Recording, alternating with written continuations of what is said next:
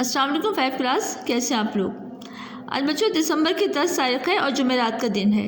آج ہم اردو بی میں پڑھیں گے اسم معرفہ۔ کل ہم نے اسم نکرہ کی تعریف کی تھی، آج ہم لکھیں گے اسم معرفہ کی تعریف۔ تو سب سے پہلے آپ لوگوں نے سوال لکھنا ہے، اسم معرفہ کی تعریف لکھیں اور مثالیں بھی دیں۔ اسم معرفہ وہ اسم ہے جو کسی خاص شخص، جگہ یا چیز کا نام ہو، اسے اسم خاص بھی کہتے ہیں۔ مثلاً محمود، لاہور، راوی، اردو، ہمالیہ وغیرہ۔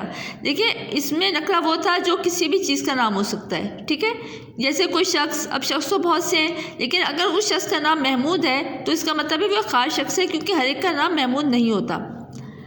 شہر لاہور، ویسے تو بہت سے شہر ہیں، لیکن جب ہم نے اس کا نام لاہور رکھ دیا تو ہمیں پتہ چل گیا کہ یہ خاص شہر کا نام ہے جس کا نام ہے لاہور۔ راوی دریا، اردو زبان، ہمالیہ جگہ، ٹھیک ہے؟